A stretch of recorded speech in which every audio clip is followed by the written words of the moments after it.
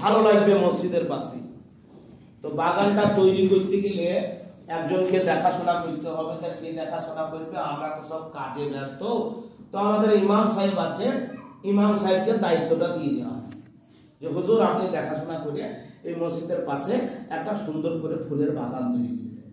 ইমাম সাহেব কি করলো, কয়েকটা লেবার করে ওই মসজিদের পাশে মাটি ঢেলে কয়েকটা গাছ লাগিয়ে এবার গাছটা লাগিয়ে দিয়ে ছেড়ে দিল। বুঝতে পেরেছেন? লাগিয়ে দিয়ে ছেড়ে দিল।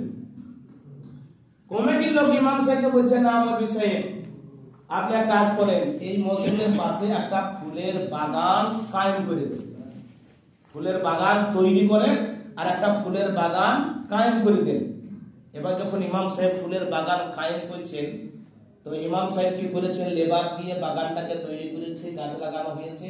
এবার ওই বাগানটাকে চারিদিকে বেড়া দিয়ে ঘিরে দেওয়া হয়েছে। বেড়া দিয়ে ঘিরে দেওয়া হওয়ার পর ওই বাগানটা দেখার জন্য একজনকে বেতন দিয়ে রাখা হয়েছে যে কোন গাছে কখন পানি লাগবে, কখন জোড়া লাগবে, কখন মাটি লাগবে, আর কোনো গরু ছাগল কোনো ছেলে মেয়েরা এসে যেন এই গাছের নষ্ট না করতে পারে। তৈরি করতে বললেন, রেখে দিয়ে ছেড়ে দিল, বেড়া দিয়ে ঘিরল না, কিন্তু কায়েম করতে বললেন তো চারিদিকে বেড়া দিয়ে, বুঝতে পেরেছেন, ঘিরে দিয়ে একজন হেফাজতের জন্য একজনকে বেতন দিয়ে রেখে দেওয়া হয়। এটা হলো কায়েম। ব্রাদারান ইসলাম, এই দেখেন জুম্মার দিন, এই জুম্মার দিনে হয়তো জুম্মার নামাজ পড়বো, বাড়ি থেকে বের হচ্ছি, বুঝতে পেরেছেন, এমন অবস্থাতে দেখতে পেলাম কি, এমন অবস্থাতে আমার হয়তো মাঠের ধারে বাড়ি রয়েছে, আর ওই মাঠের ধারে বাড়িতে এবার জমিনে ফসল রয়েছে, আর আমার বাড়িতে হয়তো দুটো ছাগল আছে।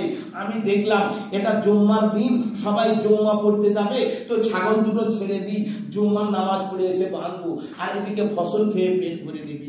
আপনি যে এই ছাগল ছেড়ে যখন আসবেন আর নামাজ পড়তে, তাহলে আপনার নামাজ কিন্তু কায়েম হলো না, আপনার নামাজ পড়া হলো শুধু মাথাটা।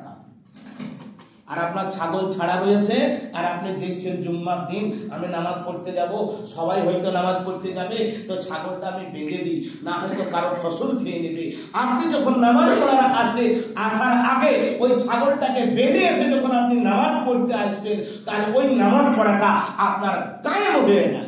তো ব্রাদারান ইসলাম, নামাজ পড়া এবং এই কায়েমের মধ্যে পার্থক্য হয়েছে এটা। ব্রাদারান ইসলাম, তো আজকে যদি আমরা বুকে হাত দিয়ে চিন্তা করে দেখি যে আমাদের নামাজ কারো কায়েম হচ্ছে না, শুধু পড়াই হচ্ছে, শুধু মাথা ঢোকাই হচ্ছে। তো ব্রাদারান ইসলাম, আমাদেরকে আল্লাহ সৃষ্টি করেছেন ইবাদতের জন্য, তো নামাজটা আমাদের কি করে কায়েম হবে সেটাকে আমাদেরকে দেখতে হবে। ওই কবরে কি জবাব দিব এটাকে আমাদেরকে দেখতে হবে।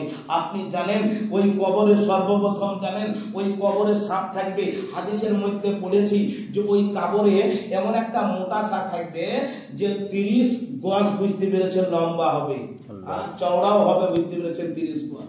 এইরকম মোটা সাপ কবরে থাকবে।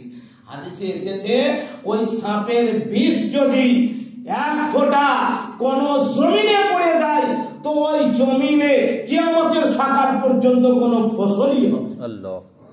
ওই সাপের, বুঝতে পেরেছেন, বিষের, বুঝতে পেরেছেন, অত্যাচার হবে আমাদের উপরে যদি ঠিক মতো ইবাদত না করে কবরে যায়।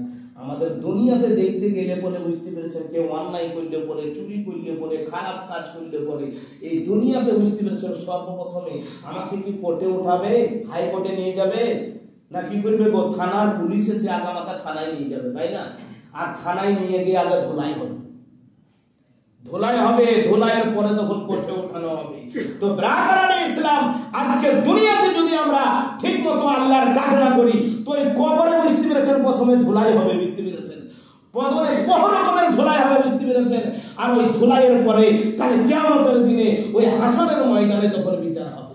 এখন কিন্তু কবরে বিচার হবে না, কবরে আগে ধোলাই হবে। তো এই ধোলাই থেকে বাঁচার জন্য আমাদেরকে দুনিয়াতে আল্লাহর কিছু করে দিতে হবে।